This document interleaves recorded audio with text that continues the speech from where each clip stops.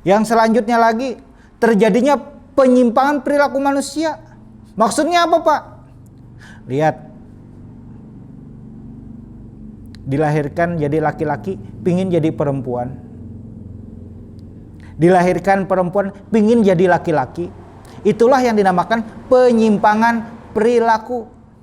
Bahasa kitanya adalah waria. Nah, atau bencong. Tuh. Dia kada menerima takdir yang diberikan Allah. Itu penyimpangan perilaku namanya. Dan ini sudah banyak terjadi. Bahkan di tempat kita.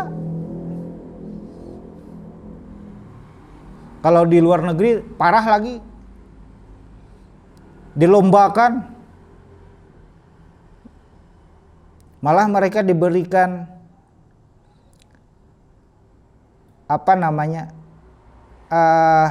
kesempatan untuk itu. Dilegalkan. Kita alhamdulillah masih di sini tidak dilegalkan yang demikian.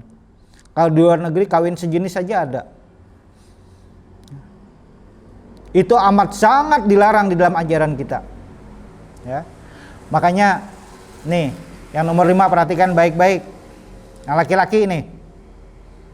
Makanya kenapa ajaran Islam tidak membenarkan laki-laki pakai anting. Karena pakai anting itu adalah pakaiannya perempuan. Menyerupai perempuan termasuk adalah penyimpangan perilaku manusia, diharamkan hukumnya. Dilihat dari belakang, bagus panjang terurai rambut. Saya di muka berkumis orangnya. Nah, itu salah satu tanda akan terjadinya kiamat kubra. Apalagi kehilangan perasaan malu. Sekarang rasa malu tuh hilang. Orang berbuat apapun sesuka hati. Tidak melihat apapun. Yang penting hatinya senang. Lihat sekarang yang terjadi, fenomena yang sekarang. Apa? Main TikTok di Zebra Cross. Bayangkan, hilang sudah urat malu. Bolehkah main TikTok? Boleh, tapi lihat. Jangan merugikan orang lain dan jangan menghilangkan perasaan rasa malu. Apalagi terjadi fitnah di mana-mana. Dalam bahasa medianya apa? Berita hoax. Ya, makanya dalam menyampaikan berita di media, jangan asal kirim. Dilihat dulu kebenarannya. Disimak dulu kebenarannya. Yang ke-8, munculnya Dajjal. Ya. Dajjal ini sifatnya adalah mengajak orang lain untuk berbuat ingkar. Itu Dajjal namanya. Ya, tujuan Dajjal itu ajanya. Nanti turun Dajjal. Saat ini memang belum turun Dajjalnya, tapi sifat Dajjalnya sudah ada. Jadi bila ada yang mengajak teman-temannya berbuat ke hal-hal yang maksiat, Dajjal sifatnya. Tapi Dajjalnya belum turun. Pak, bagaimana bentuk Dajjal? Konon katanya mata satu. Wallahu a'lam. Bentuk Dajjal bagaimana? Tapi yang disebutkan nanti di jidatnya tertulis kafirun. Ya. Yang selanjutnya, yang ke-9, keluarnya bangsa Ya'juj dan Ma'juj, bangsa penghancur. Nanti dia akan keluar, bangsa Ya'juj dan Ma'juj, yang akan menghancurkan semua yang ada, yang merintangi semua yang ada di dunia ini nantinya oleh bangsa Ya'juj dan Ma'juj. Makanya dia dinamakan bangsa penghancur. Yang saat ini dia masih terkurung. Ya, saat ini dia masih mengorek-ngorek untuk bisa keluar nantinya. Yang selanjutnya, yang ke-10, turunnya Imam Mahdi. Yang konon nanti katanya yang akan membasmi Dajjal, Imam Mahdi. Yang selanjutnya, Yang ke-11, keluarnya binatang melata yang bisa berbicara.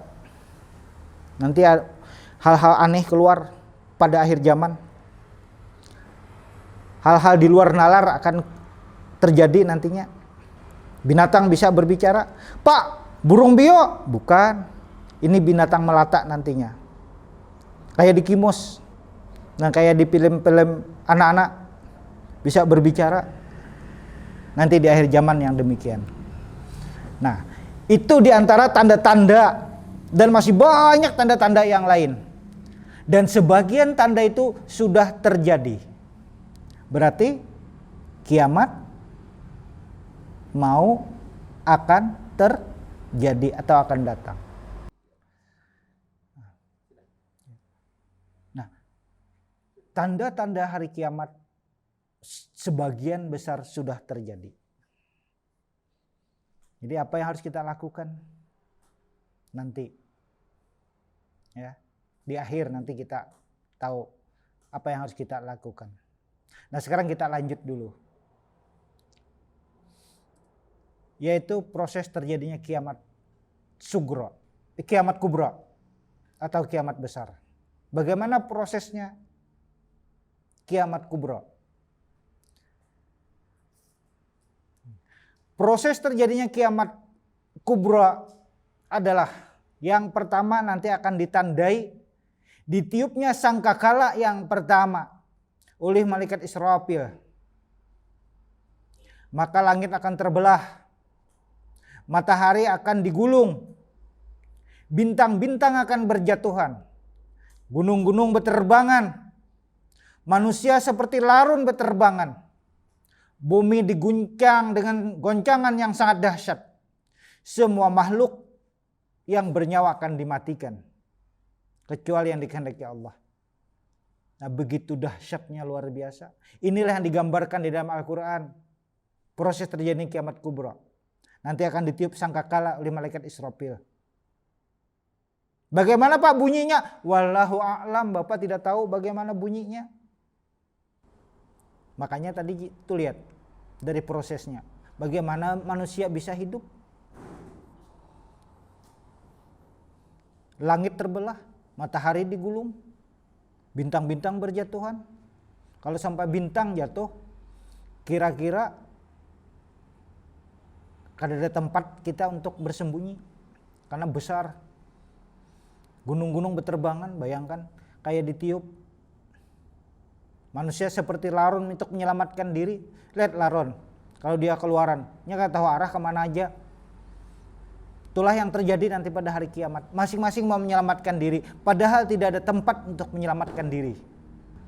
Makanya nanti pada hari kiamat tadi terjadi kiamat kubra, manusia yang bernyawa, makhluk yang bernyawa akan dimatikan semua, kecuali yang dikehendaki Allah Subhanahu wa taala. Itu prosesnya. Yang pertama nanti prosesnya adalah ditiupnya sangkakala. Maka terjadilah huru-hara yang luar biasa. Setelah itu malaikat Israfil akan meniup sangkakala yang kedua. Dan manusia akan dibangkitkan kembali, dihidupkan kembali. Maka disitulah mulai peristiwa yang dialami di akhirat nantinya. Kita sudah masuk ke alam akhirat. Yang asalnya kita di alam dunia akan masuk ke alam akhirat nantinya. Setelah terjadinya kiamat kubra yang akan ditandai tiupan sangkakala yang kedua, manusia akan dihidupkan kembali.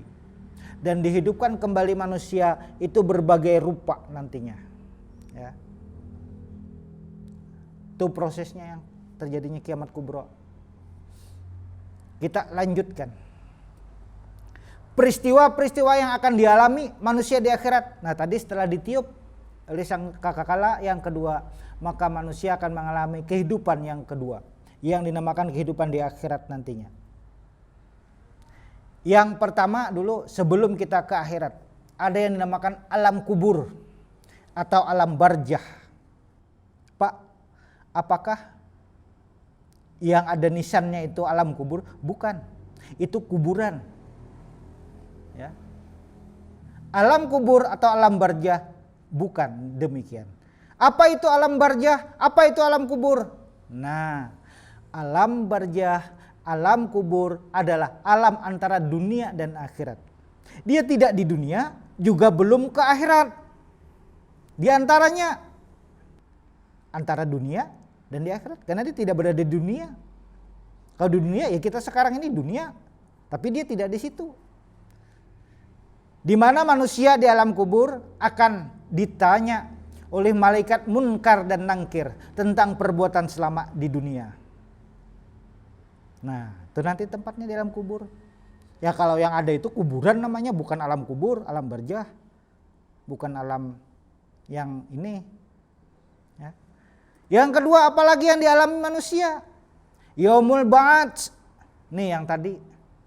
Apa itu Yaumul Ba'ats?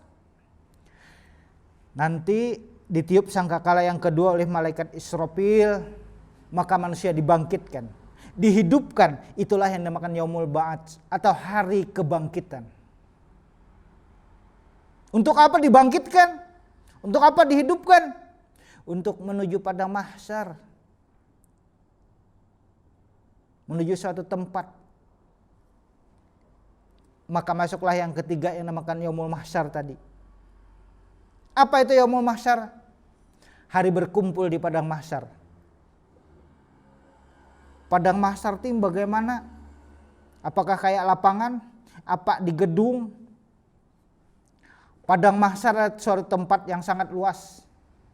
Yang konon dikatakan bahwa matahari nanti hanya berada 1 jengkal dari kepala kita.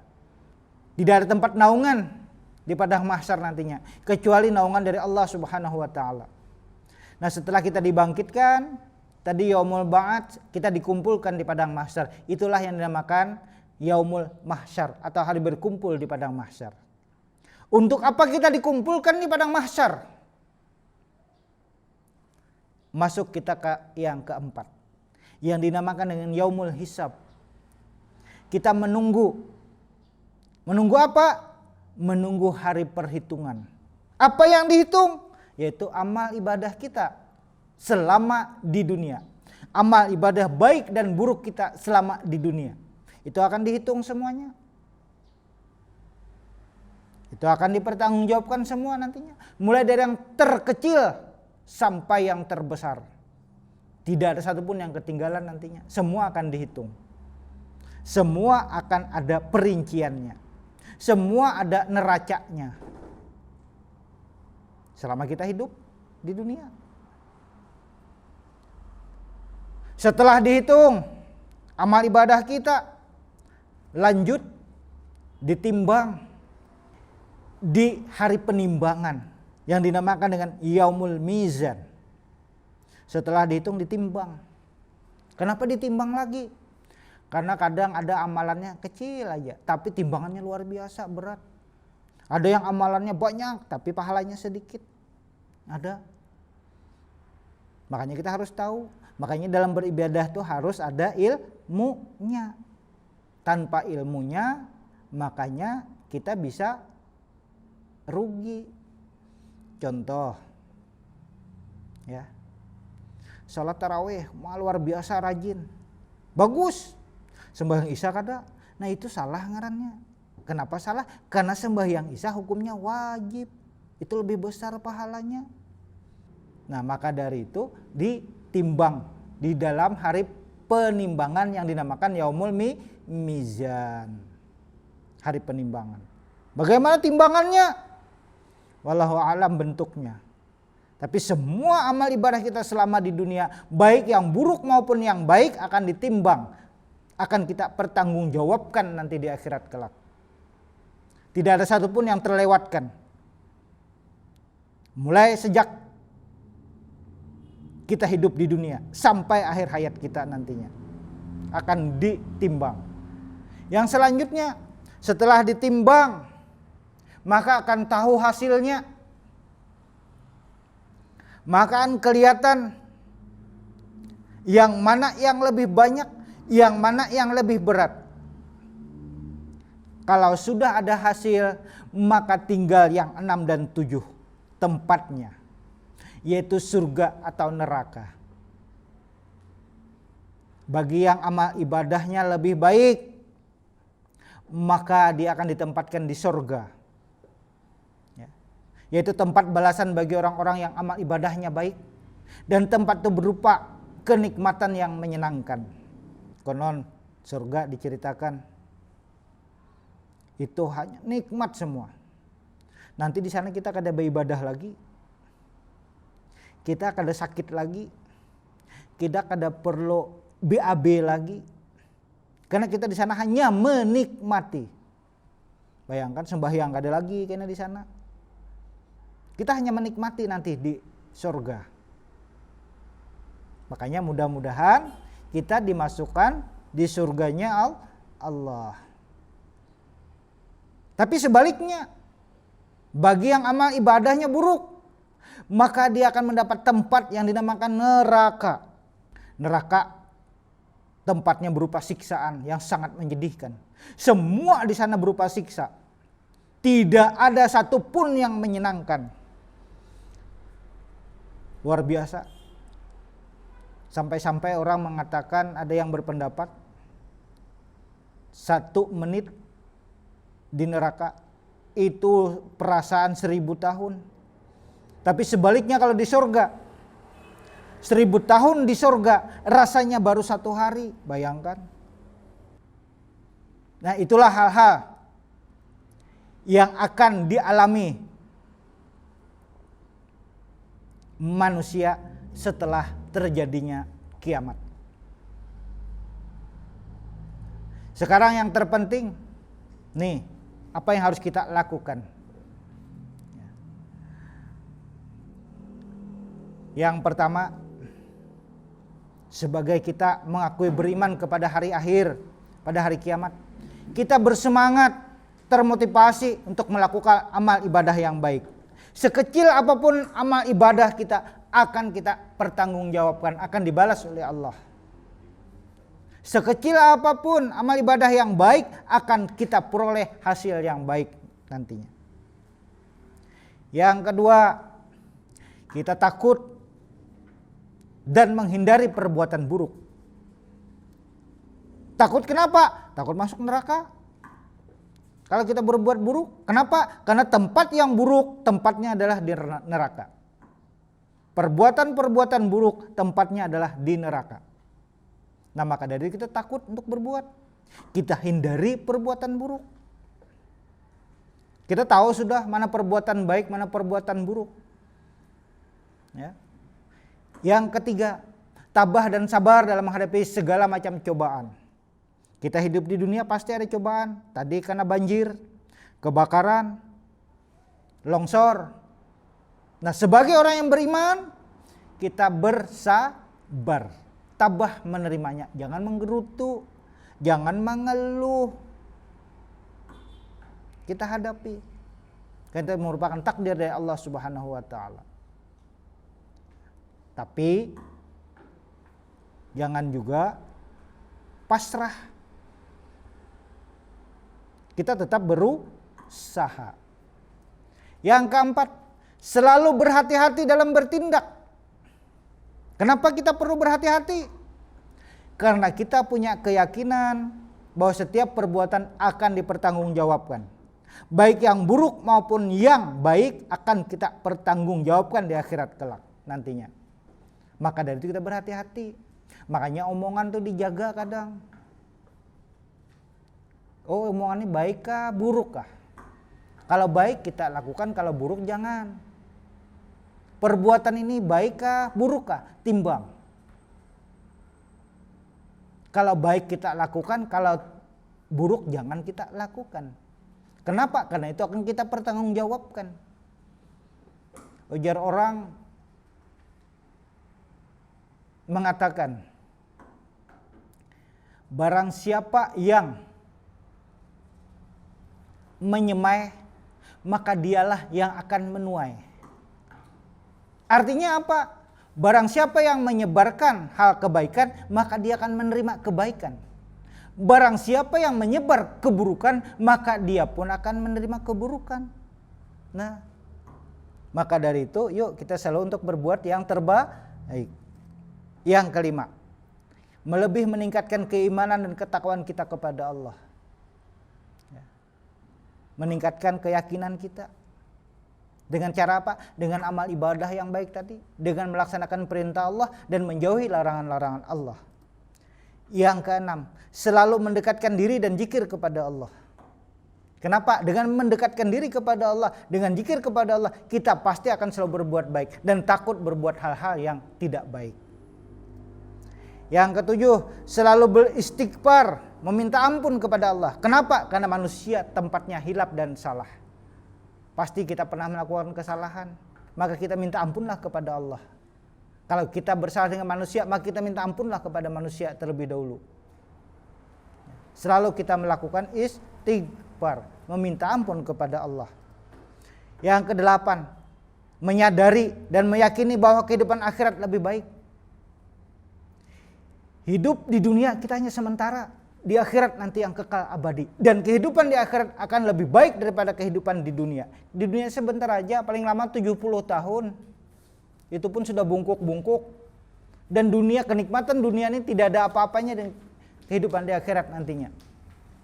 Kalau dibandingkan di surga, kehidupan di dunia ini hanya 1%-nya saja. Bayangkan kenikmatan dunia yang paling nikmat 1% aja, 99%-nya ada di akhirat. Maka dari itu kita mengejar untuk hidup ke akhirat. Nah, demikian untuk pertemuan pada hari ini. Sekali lagi Bapak mengingatkan, sekecil apapun perbuatan kita akan dimintai pertanggungjawabannya. Sekecil apapun perbuatan kita, baik dan buruk akan mendapat balasannya.